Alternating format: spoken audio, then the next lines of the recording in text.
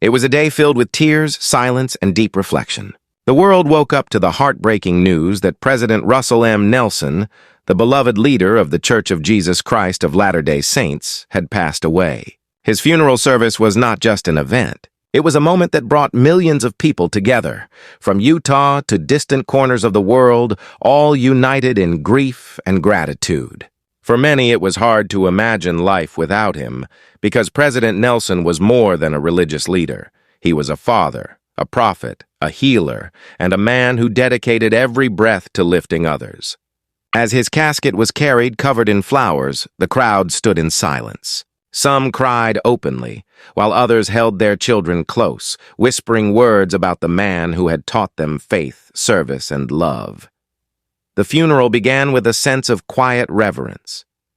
Leaders from across the globe gathered in Salt Lake City to pay their respects. From political figures to religious leaders, the diversity of those present showed how far his influence had spread. Unlike many funerals that focus only on sadness, this one was also a celebration of a life that had touched millions. Every word spoken, every hymn sung, carried a powerful reminder of what President Nelson stood for: faith, kindness, and service. The choir filled the air with sacred hymns, their voices trembling with emotion, as if they too were mourning the loss of someone they deeply loved. President Nelson's children and grandchildren sat together, tears in their eyes, remembering not just the global leader but the man who laughed with them, guided them, and showed them the meaning of love. His family spoke about his deep care for them despite his heavy responsibilities. One grandchild shared how he would often say, "Never let the world make you forget who you are, and never forget who God is." These words now echo louder than ever as his followers hold on to his teachings in a world that feels emptier without him. Throughout the service, speakers remembered his remarkable journey. Before he became the president of the church, Russell M. Nelson was a world-renowned heart surgeon. He performed life-saving surgeries, bringing hope to countless families. Colleagues described him as a man who carried both skill and compassion into the operating room. Patients often said he prayed before surgery, asking for God's guidance, because he believed medicine was not just science, but also faith in action. This unique blend of faith and profession made him deeply respected, not only among believers but also in the medical community worldwide. But his influence stretched far beyond hospitals. When he became the president of the Church of Jesus Christ of Latter-day Saints, he became a spiritual father to more than 17 million people. His voice, steady and full of warmth, guided members through difficult times, including the global pandemic. Many recalled how his messages of hope gave them strength during isolation and fear. "The future is bright," he once said. "Your lives are precious and God is aware of you."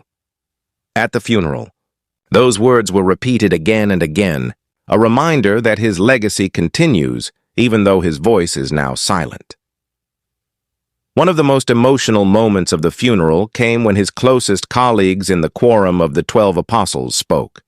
They recalled his humility and his unwavering faith. One leader said, "He did not seek power, but he carried power, the power of love, the power of service, and the power of faith."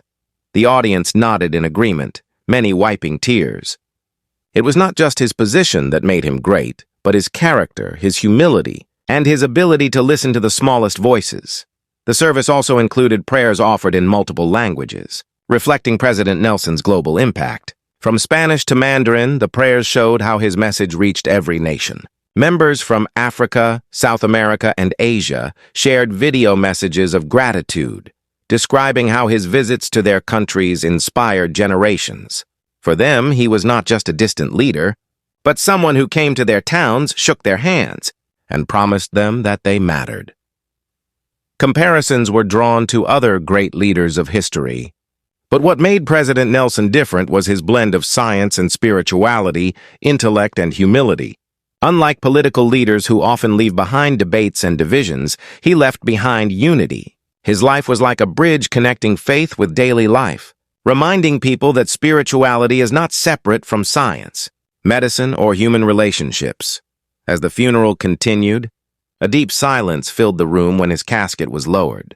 The choir softly sang, "Abide with me," and many could no longer hold back their sobs. Some whispered prayers, others simply closed their eyes and remembered moments when his teachings gave them strength. A woman in the crowd shared how President Nelson's words helped her survive depression. Another man said he quit his addictions because of Nelson's encouragement to trust in God.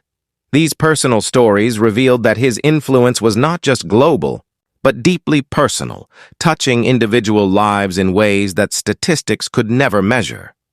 In his honor, leaders called upon everyone to continue his mission of kindness and faith. They urged people not just to remember him, but to live as he lived, serving others, spreading hope, and holding firm to values that uplift humanity.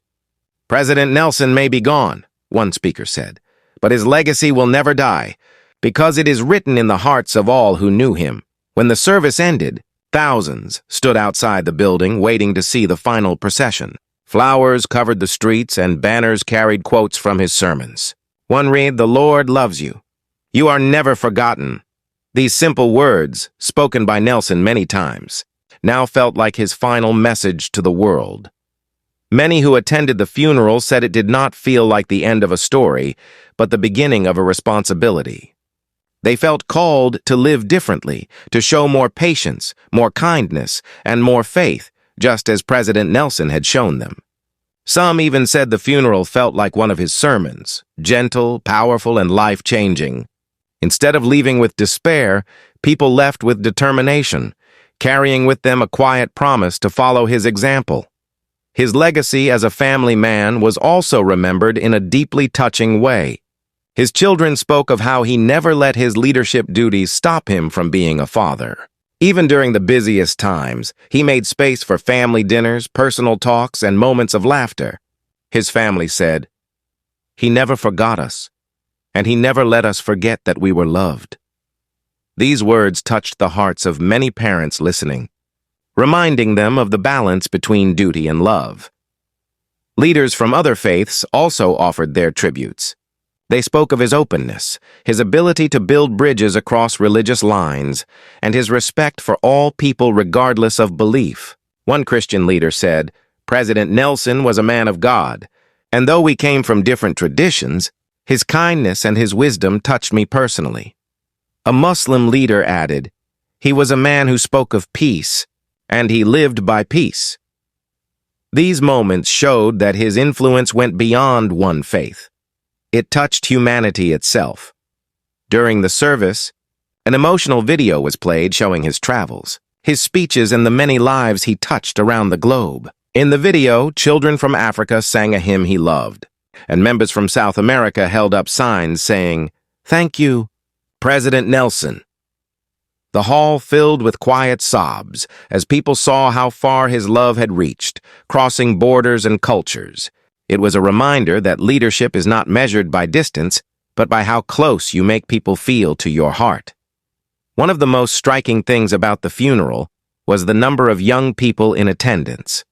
Many teenagers and children came, saying they wanted to pay respects to a man they saw as a grandfather of faith. They carried flowers, some wrote letters, and others stood in silence holding their parents' hands. For them, his words about building strong futures and trusting in God had been like a guiding light. Their presence showed that his teachings would not die with him, but would live on through the next generation. Stories of miracles and quiet acts of service also surfaced during the funeral.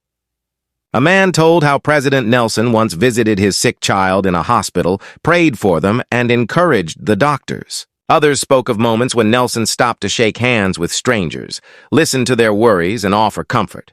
These were not grand public gestures, but small, private acts of kindness that revealed his true greatness. His funeral reminded people of the fragility of life, but also the power of leaving behind something eternal. President Nelson showed that greatness is not in titles, but in service. He lived not for himself, but for others. Even in death, he continues to inspire millions to live with faith, courage, and love. And so the question remains, how will we honor him? Will we simply mourn his loss, or will we carry forward the mission he lived for? His funeral may have ended, but his story is not over, because the true measure of a leader is not in how they die, but in how their life continues to shape the world after they are gone.